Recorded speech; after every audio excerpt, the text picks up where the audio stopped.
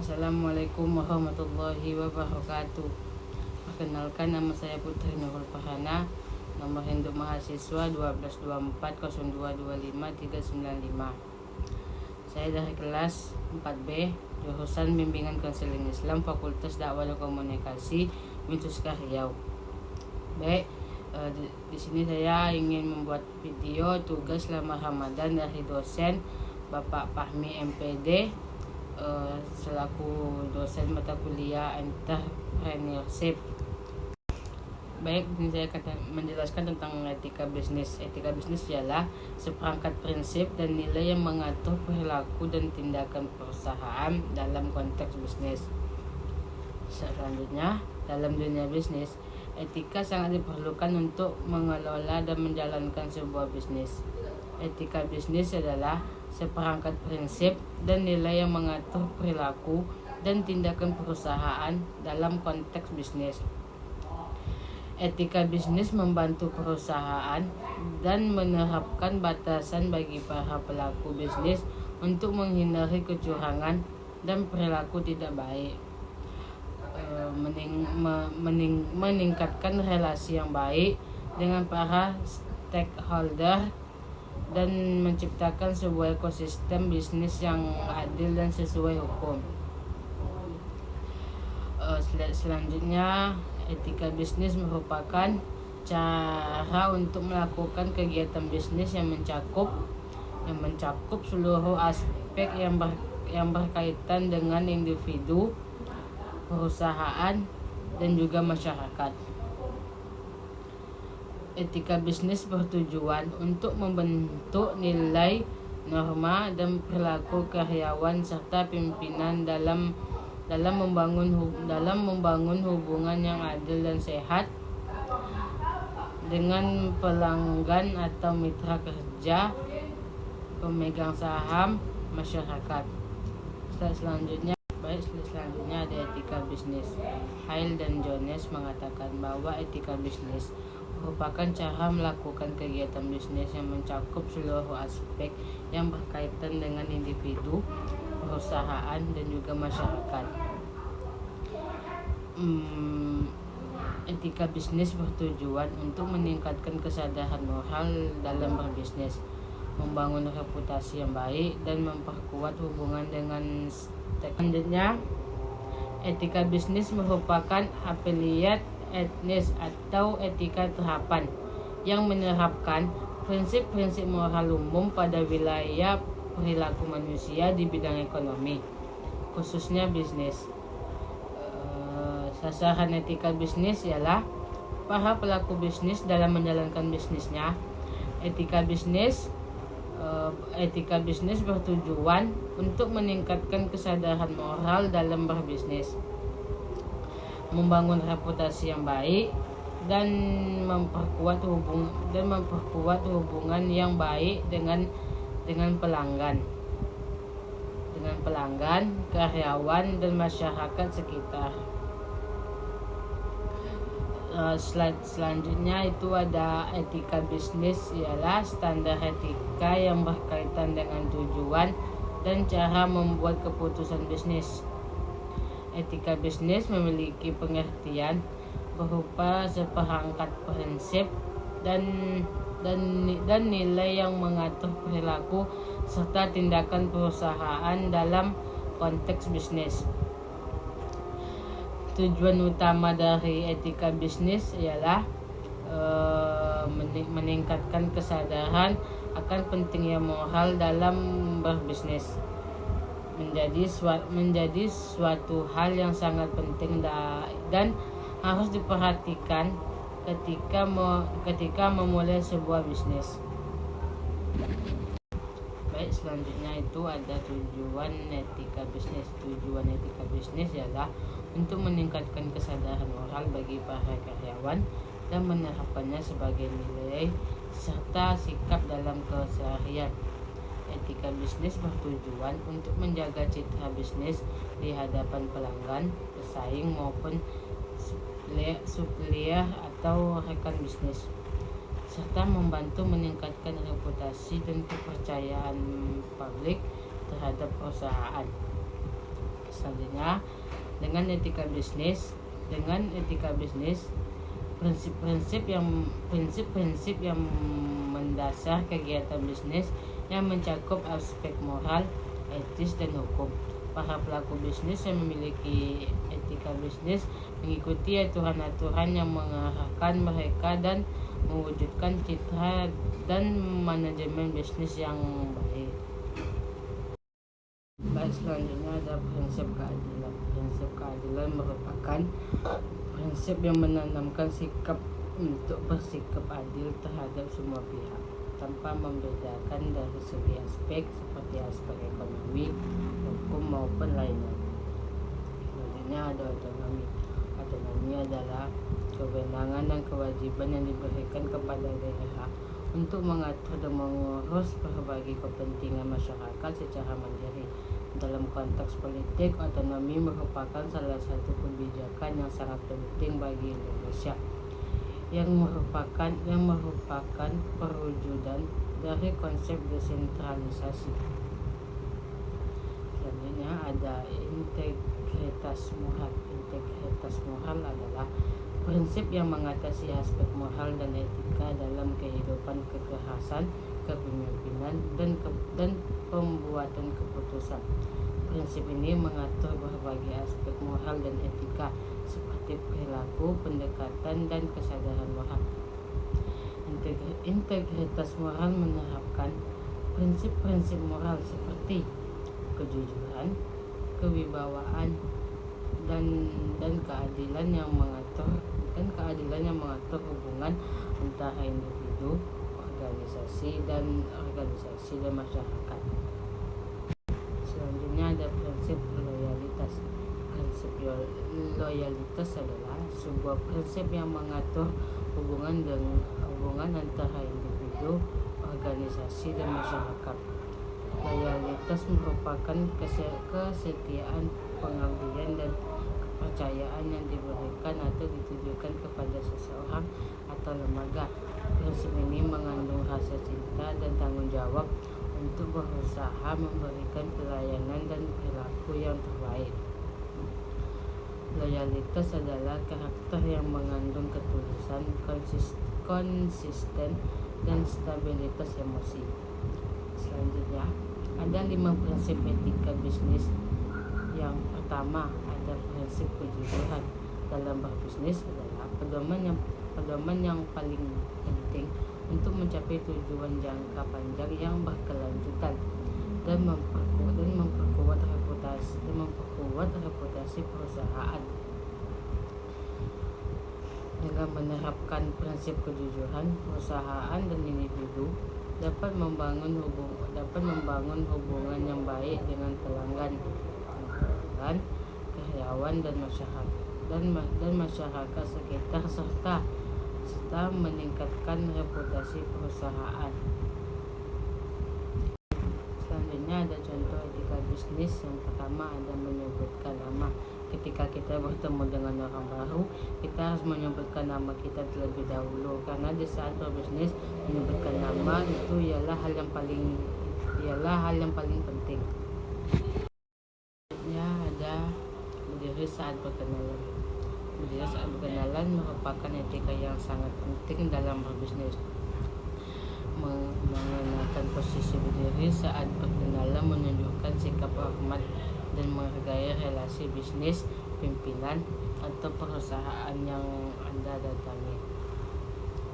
Ini juga akan membuat relasi bisnis juga menghargai. Berdiri saat berkenalan juga mengindikasikan niat baik dan keterkaitan untuk berkolaborasi lebih lanjut. Selanjutnya ada ucapkan terima kasih. Ucapkan terima kasih merupakan etika yang sangat penting dalam berbisnis. Mengucapkan terima kasih menunjukkan sikap positif dan menghargai perilaku yang baik dari pihak lain.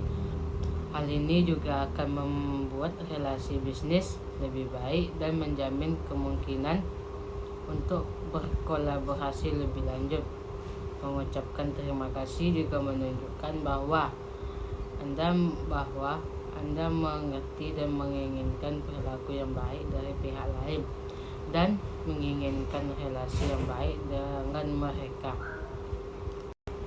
Selanjutnya ada bayar tagihan ketika mengundang. Bayar tagihan ketika mengundang di sini ialah etika yang sangat penting dalam berbisnis. Mengundang orang lain untuk bertemu dan berkolaborasi ialah tugas yang berat, dan mengundang orang lain memerlukan biaya. Selanjutnya ada etika bisnis yang baik dapat membantu perusahaan dalam menciptakan nilai yang tinggi. Dengan etika bisnis yang baik, perusahaan akan memiliki daya saing yang tinggi sehingga dapat menciptakan nilai yang lebih baik dan konkuren.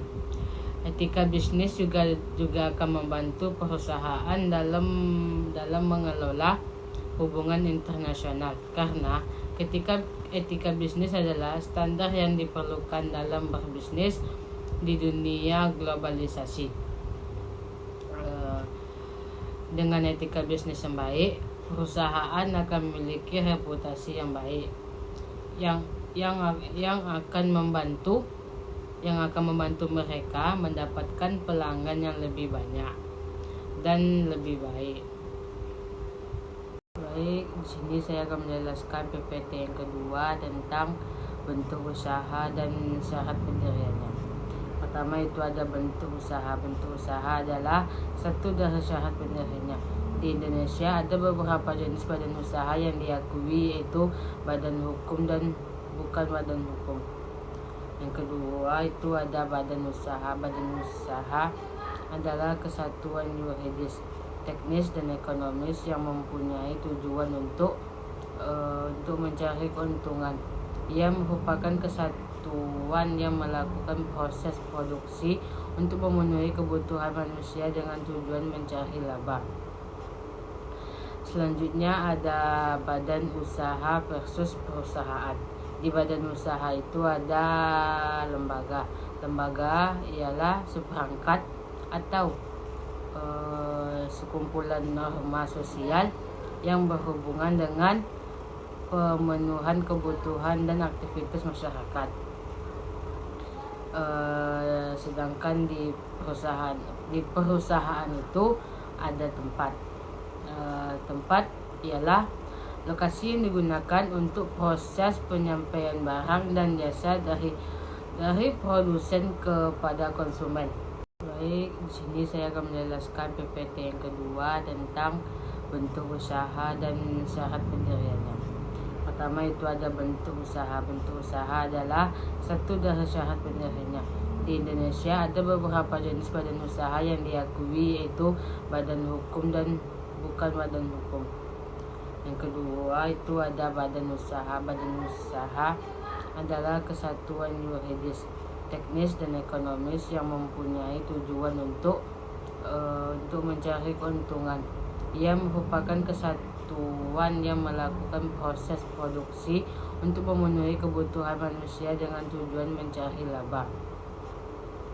Selanjutnya ada badan usaha versus perusahaan. Di badan usaha itu ada lembaga. Lembaga ialah seperangkat atau sekumpulan norma sosial yang berhubungan dengan pemenuhan kebutuhan dan aktivitas masyarakat. Sedangkan di perusahaan itu ada tempat. Tempat ialah lokasi yang digunakan untuk proses penyampaian barang dan jasa dari produsen kepada konsumen. Selanjutnya ada bentuk badan usaha. Yang pertama ada strategi kapital.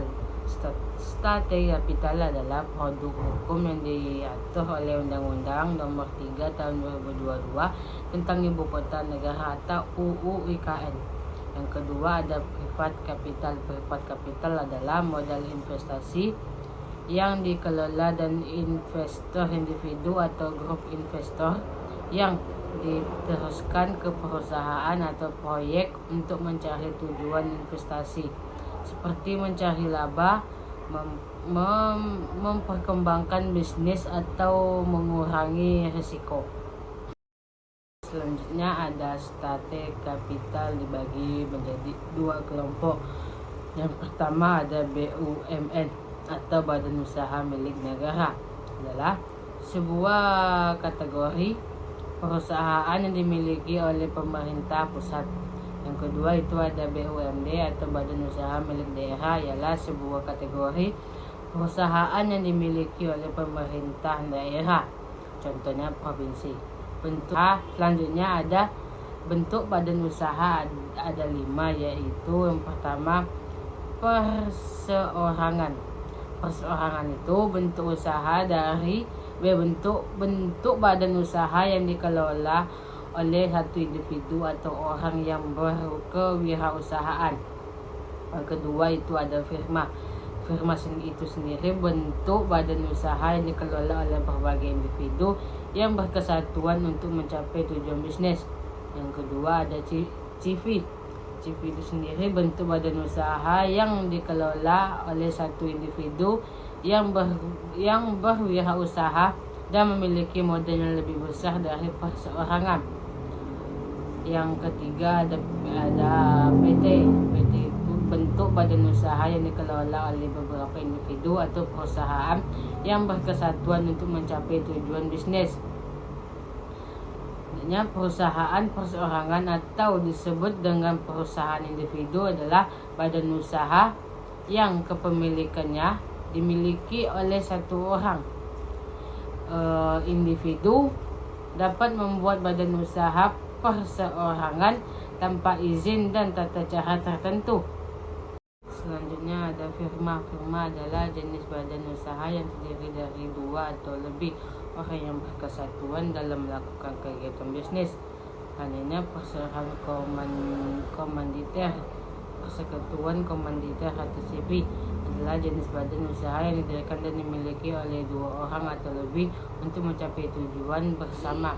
CV merupakan salah satu bentuk badan usaha yang ada di dalam dunia bisnis dan berbeda dengan PT, firma, dan koperasi. Artinya CV atau persekutuan komanditer merupakan jenis badan usaha yang didirikan dan dimiliki oleh 2 atau lebih. Selanjutnya perseorangan terbatas atau PT adalah suatu badan hukum yang dibentuk untuk menjalankan usaha. Selanjutnya itu ada ciri dan sifat PT. Ada badan hukum, modal terbatas, memiliki organ perseroan. Selanjutnya mekanisme pendirian PT. Ada pemesanan nama PT, menentukan domisili perusahaan. Selanjutnya izin pendirian perseroan terbatas di Indonesia adalah proses yang dilakukan untuk memperoleh hak atas nama dan kewajiban sebagai badan hukum yang berbadan hukum. Selanjutnya ada BUMN, badan usaha milik negara, adalah sebuah badan usaha yang sebagian besar modalnya dimiliki oleh negara. Hanya fungsi utama dari BUM adalah untuk mewujudkan kesejahteraan masyarakat yang dapat diterapkan melalui 5 poin prioritas BUM: nilai ekonomi dan sosial untuk Indonesia, inovasi model bisnis, kepemimpinan teknologi, peningkatan investasi, dan pengembangan talenta. Selanjutnya waralaba atau warung laba adalah sebuah sistem kerjasama yang diterapkan oleh PT. Waralaba adalah sistem kerjasama di mana PT menjadi pemilik dan pengurus usaha, sementara warung milik penjual atau pemilik usaha lokal.